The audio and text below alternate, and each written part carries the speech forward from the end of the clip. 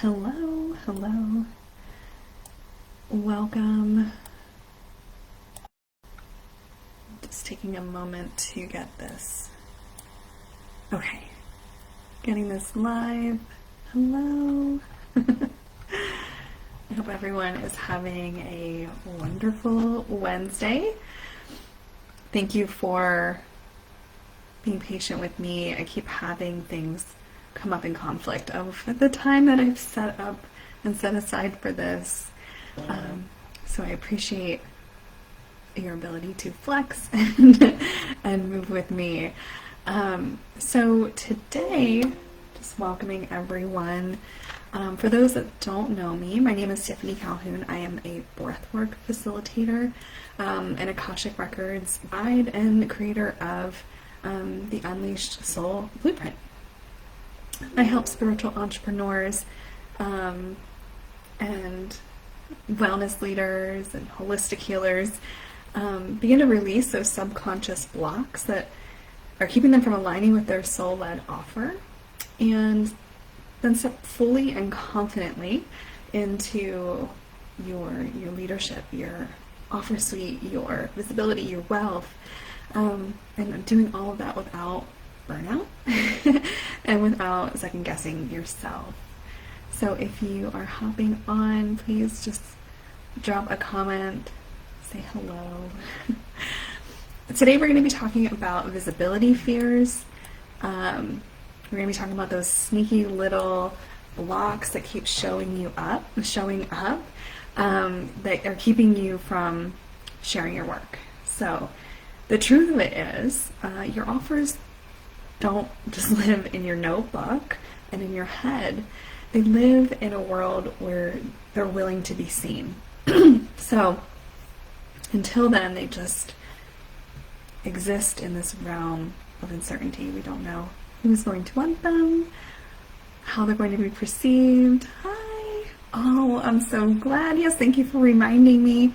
Yesterday, I dropped a journal into the thread that will help you to anchor in to some of these visibility blocks that you have. Thank you, Melanie. So before we dive in, I just want to do a simple breathwork technique that will help us center and ground. So this is a 4-7-8 breath, and anytime that our exhale is longer than our inhale, we're going to trigger a parasympathetic nervous system response, which is rest and digest. It allows us to calm down. So you can take a moment and settle into your chair, closing your eyes, and we're going to breathe in for 4 through our nose. We're going to hold for 7, and then we're going to exhale slowly for 8. If this feels a little bit stressed for you, you could do a 3, 6, 7, basically just cutting it down a little bit on each of the numbers. So starting with me now, counting in for 4, holding for 7,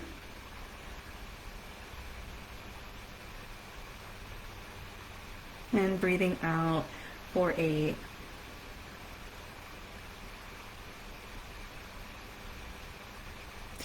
Again, breathing in for 4, holding for 7, and breathing out for 8.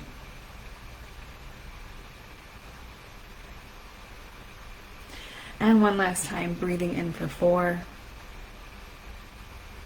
holding for 7,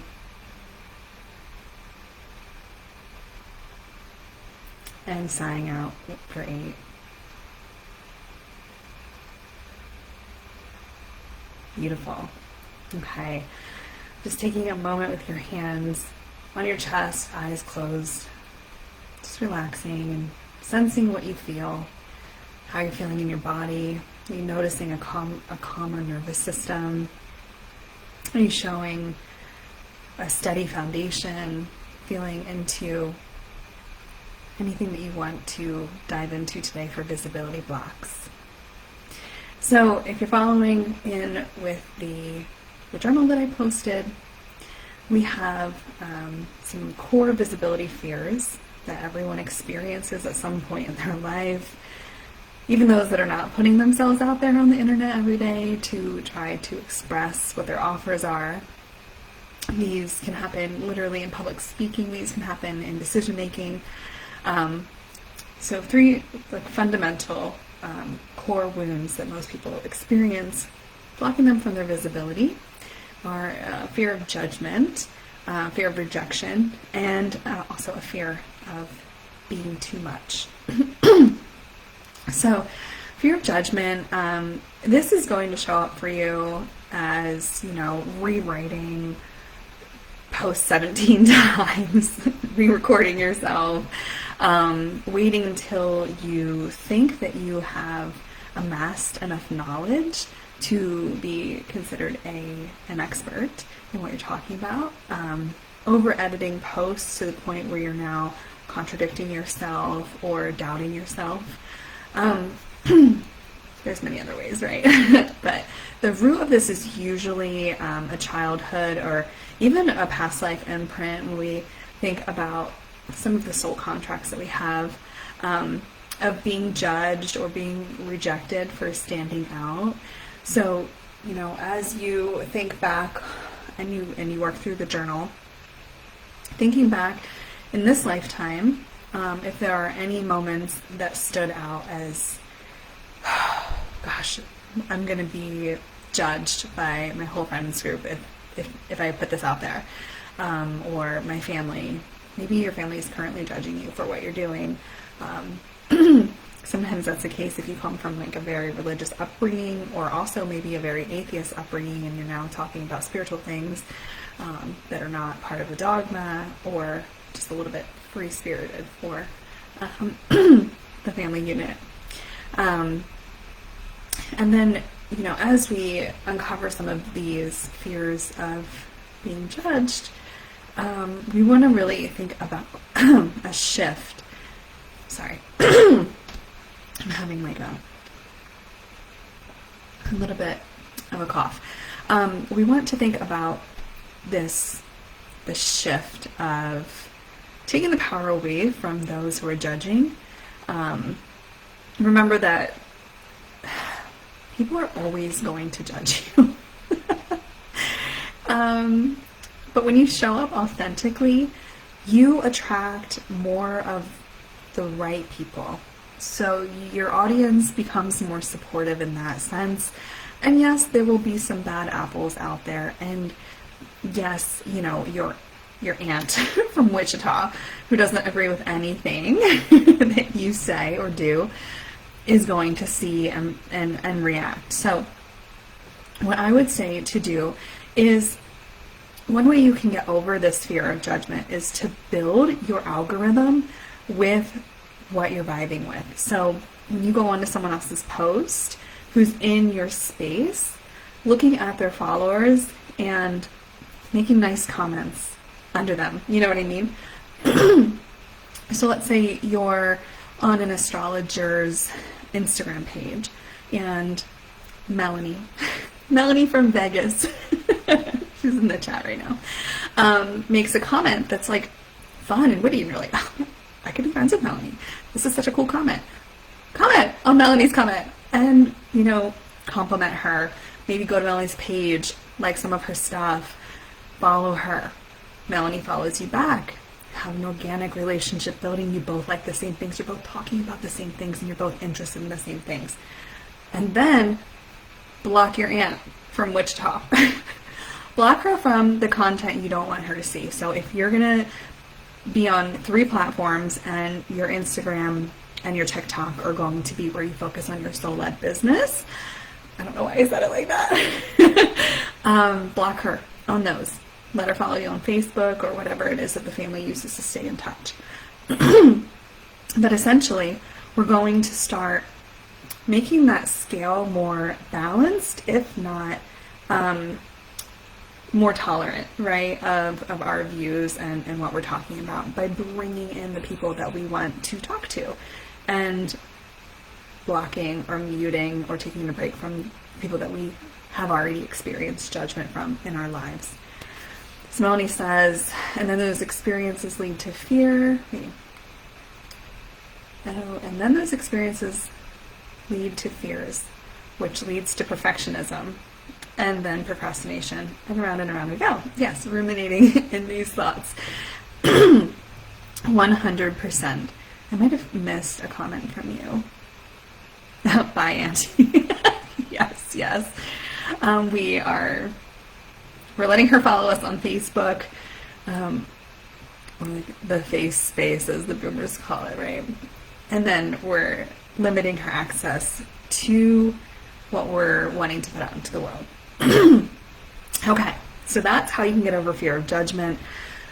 Really, like, owning your expertise, understanding that you are the most qualified person to talk about this. I can tell you another scenario from corporate that really helped me get over my fear of public speaking. So I was in data informatics, which meant that I took the data and I talked to our clients about what I was seeing in their healthcare data. No one else knew or had access to the data, so nobody could question. I was the expert in the room. If I said you were showing more diabetes in your employer group, they had to believe me. I had access to the data and they didn't. That is how you need to approach every single time you show up onto the internet.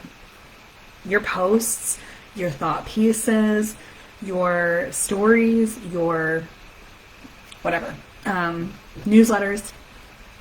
You have access to the data that helped you craft this idea, and they do not. You are the expert in that sense, so trust that and know that. All right. Moving on to number 2, we have fear of rejection. So this, is showing up maybe as avoiding taking or doing or offering those discovery calls. This is showing up as staying vague in your messaging, so that no one can say no, and maybe you're not even making the offer to your followers, your friends. This root cause is the nervous system equating rejection with danger. We're essentially tribal beings, and imprinted in our DNA and our psyche. I think I had a quesadilla for lunch, and I'm a little bit coughing from the cheese, I think.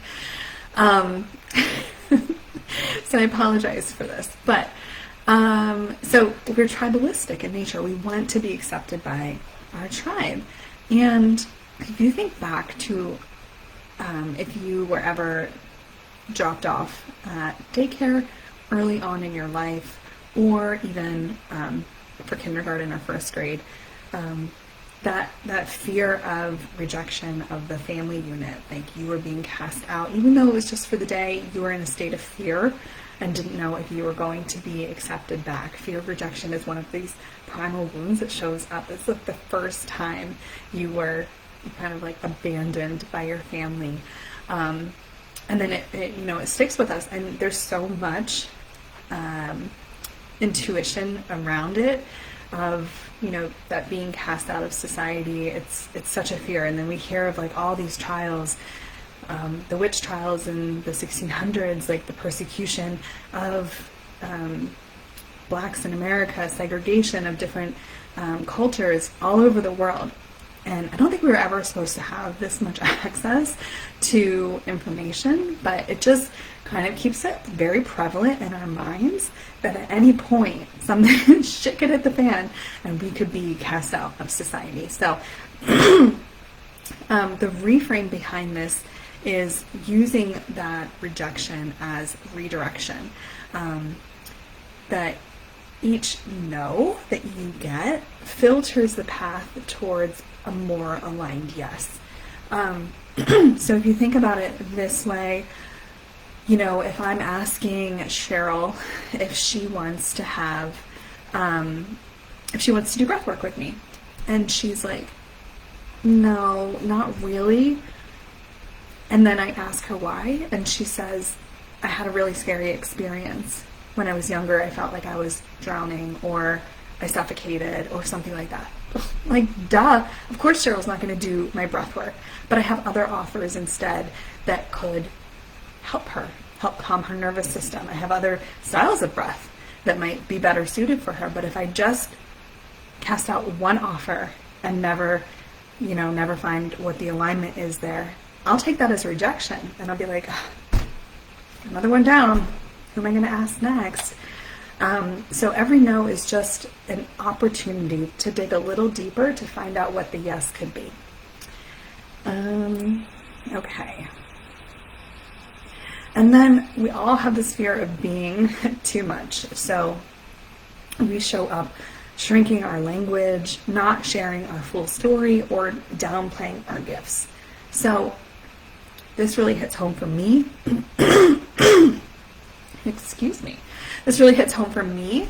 I am a line 2. I'm a 6'2" in my human design, and that 2 is, it's a hermit, but it's also naturally gifted. And I don't know, I don't see what I'm good at, as well as my friends or, even people that I've met virtually through the internet and I've gotten to know over the years. I don't see what I'm naturally talented at. So it doesn't become a thought to make that an offer, if that makes sense. When I meet people, they're like, you're so good at this, this, and this, you should be doing something with that. And I'm like, really? And that just comes so naturally. I thought everybody did it. So I really downplay my gifts and what I can offer as, soul-led offers and things like that. Shrinking your language, let's say that when we think about, not to put a timestamp on this politically, but this is, people oftentimes don't share their full story of where they stand on the spectrum of politics because they don't want to get canceled. So they'll offer a little bit here and a little bit there, but they never fully talk about, who they are and what they believe in, for fear of, being seen as too much this way or too much that way, or even that fear of rejection, right? So this is rooted oftentimes in, there's so much here with growing up, being, having parents that were emotionally unavailable or, narcissistic. Being too much was, frowned upon in your childhood. You didn't get the love that you craved because they were, too occupied with themselves and telling you you're being too much, you're being too loud, you're interrupting the process. Or also there's soul contracts, there's karmic blocks, several reasons why our soul is afraid to speak out. I've done work with women and gone back into their Akashic records, read for past lives, that, they were persecuted for the witch trials, or they were cast out of society for being a medicine woman, but during that period of time, that was considered being a witch, right? So this can sit in our bodies as these karmic implants from one lifetime to a next, and really block us from moving forward. So the way that we get around that is through this deep quantum healing, this deep subconscious reprogramming work that I do. And we can also shift that your too much is exactly what someone else needs to hear, what someone else needs to feel, how someone else wants to express, but you're the permission slip that lets them do that. So the bigness that you're running from is actually the medicine that someone else might need. So how do we get through these micro actions or these blocks? And if you're following along in the journal, we have listed out a micro action section. So I wanted to go a little bit deeper into that.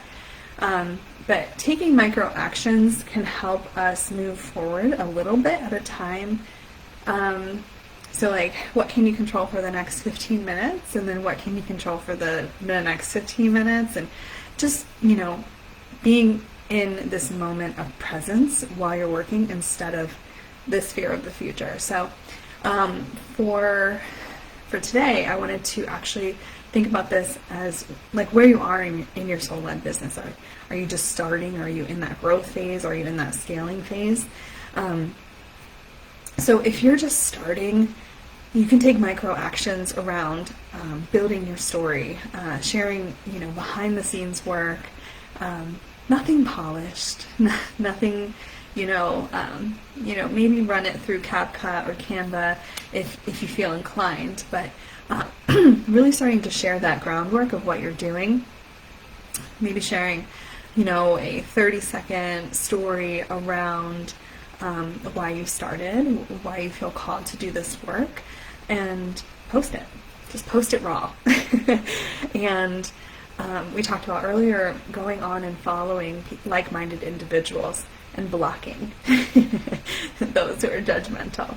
So right now, if you're in the early stages of your business and you want to take 2 micro actions, before the end of this call or before the end of the day, or even jumping on the co-working session later tonight, taking the time to, clean your follower history, and then also posting a story of like behind the scenes work, or a little teaser of why you feel called to do the work that you're branching into, right?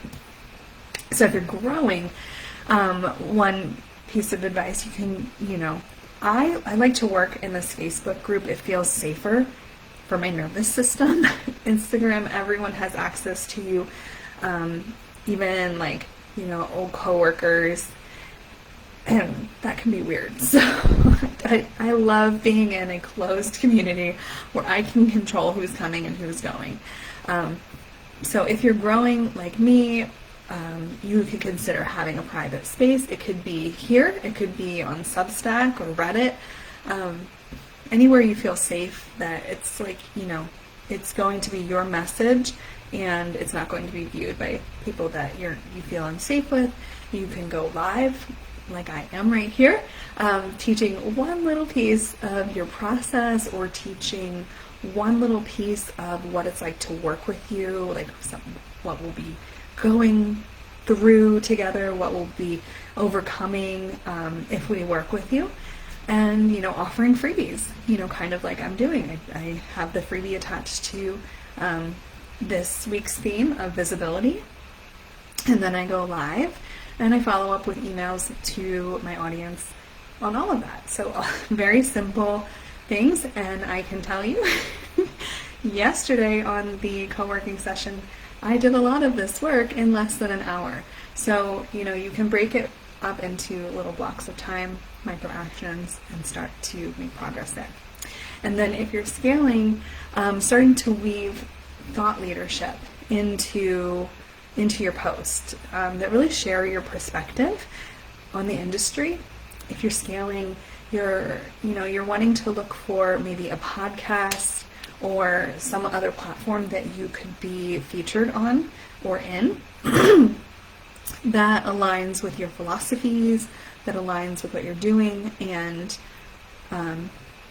long form talk can be a great way to get your audience to know you better. So I've done several podcasts, and I'll always do a podcast. I love how it brings in the right audience, and yeah, I never grow old of that. And then also like the freeform ability to share who you are, your whole story, and then also one thing that you can do to really break out of that fear of rejection that we talked about, or fear of being too much, is to share a bold opinion, something that you wouldn't normally post, and see how your audience responds to it.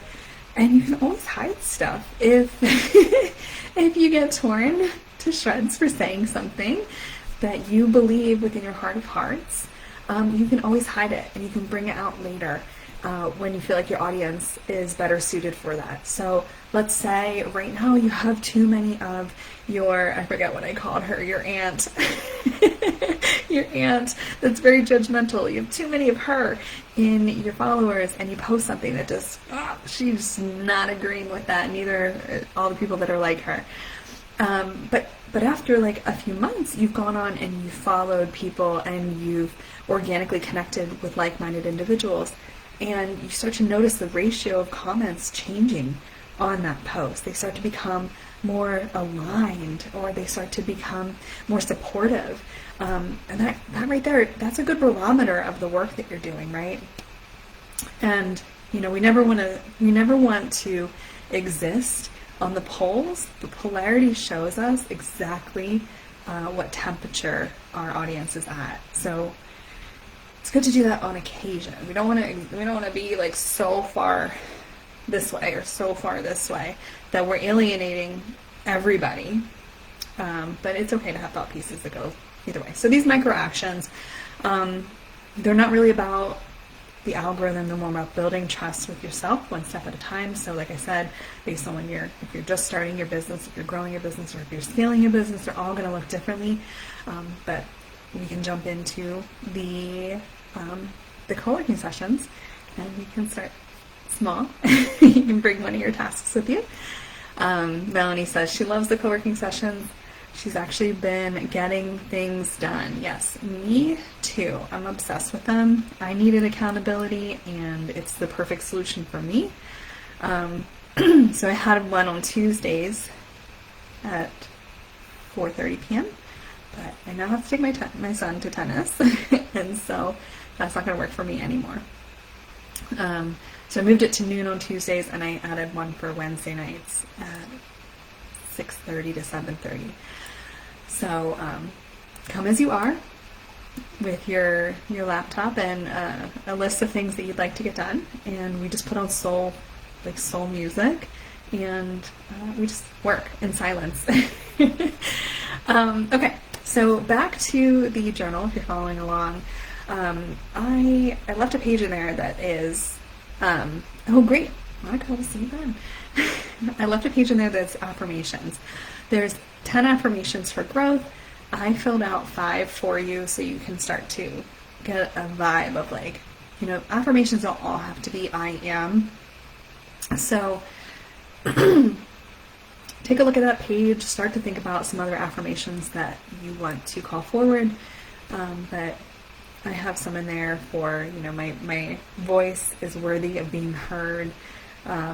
It's safe to be seen, things like that. So the right people are waiting for me to show up exactly how I am.